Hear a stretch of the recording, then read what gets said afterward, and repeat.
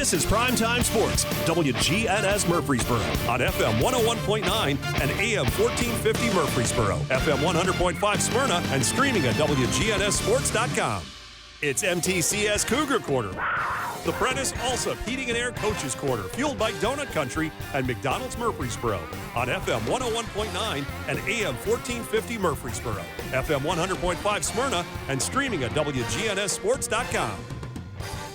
And the Coaches Show is brought to you by Tennessee Orthopedic Alliance, TOA, the largest and most comprehensive orthopedic surgery group in Middle Tennessee. Find out more at TOA.com. Time to talk some Siegel boys basketball this morning.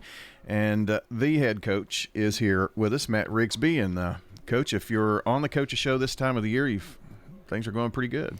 I'm proud to say that I'm here and getting to talk to you guys still. Absolutely. The region tournament can throw you. It's kind of like a roller coaster. You can have some of the highest of highs and sometimes those lows. But when you're playing here at this round in the state's final 16, I think the 10th time in school history, that's pretty good stuff. Yeah, and the ups and the downs that we had in the region tournament, that's been our season. Yeah. I mean, that's just what it is. That's where I was kind of going with that. It was better to be up in the elimination games and down in the championship game, to say the least. At least we're still playing. Would we have loved to have hosted and won that region championship? Absolutely. But, again, there's others sitting at home right now, so I'm still thankful.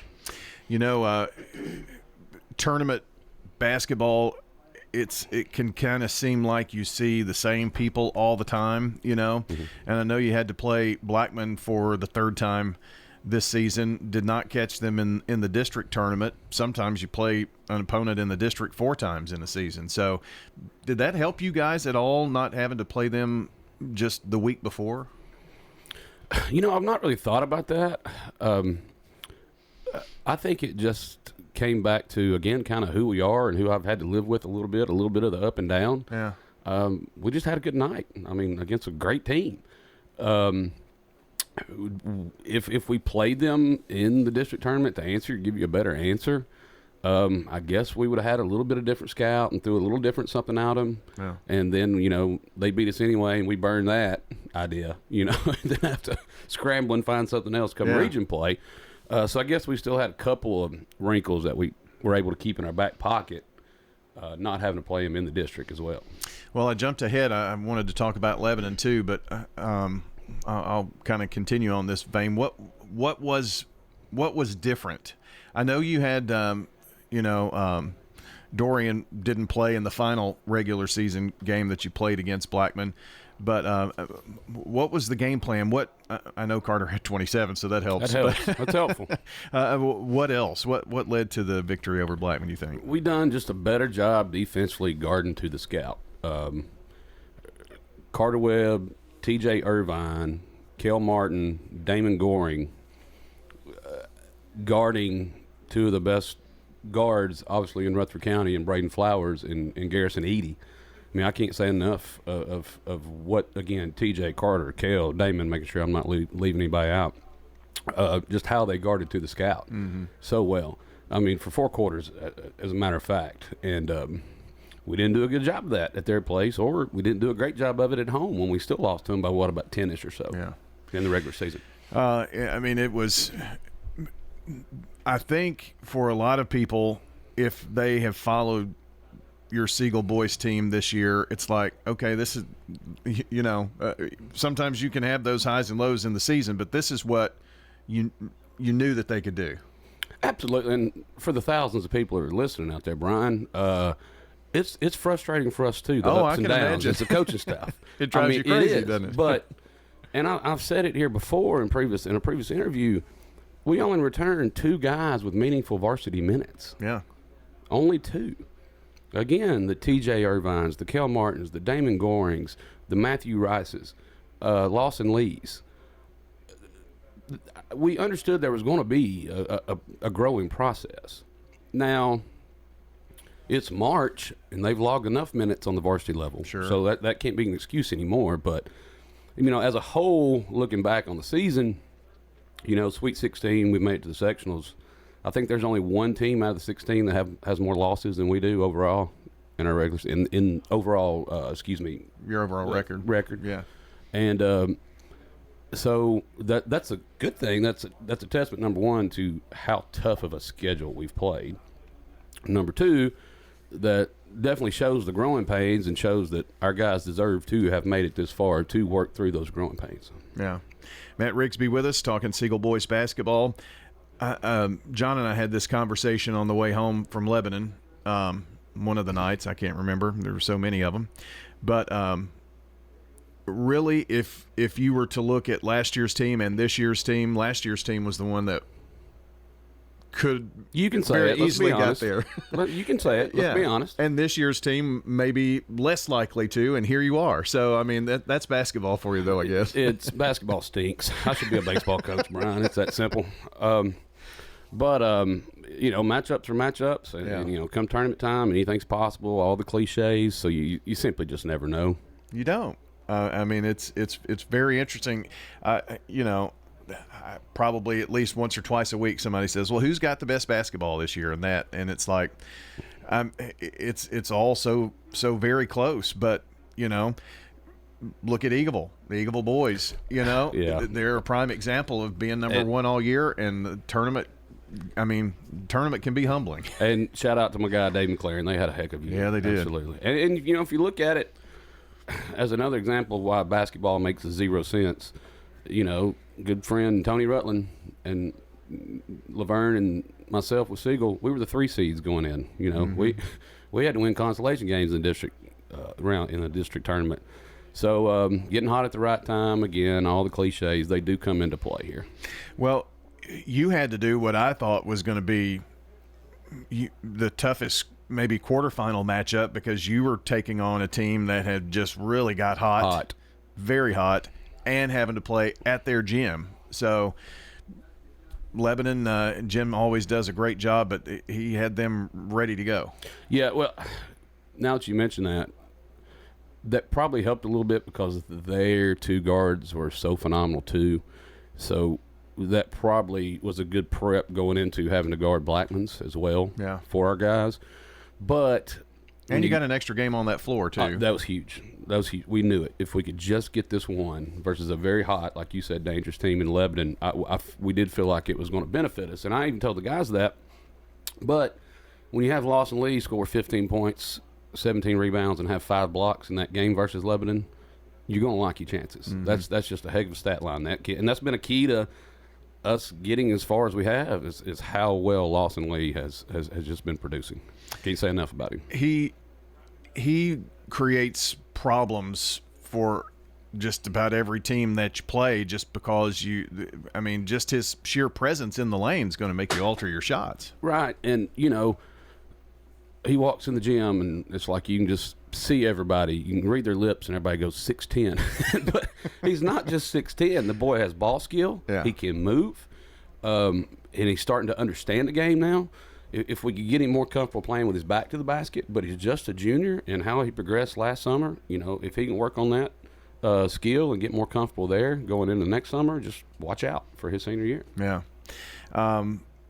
Can't let this go by without talking about Carter, of course. This week in that Blackman game, he needed 17 points to become the all-time leading scorer and had 27. So now, if you know any Siegel boys basketball history, there's some pretty tall cotton in that list, and he's one of them now. The tall cotton, to say the least. I mean, Jimmy Oden was a fantastic player. He was playing when I remember him at middle. I remember him at Siegel, to be honest with you. But fantastic. You've got the Keith Ramseys on that list, Cedric Williams, the Kerry Hammonds. Good luck to Kerry. Yeah. To be even on that list is something, to say the least.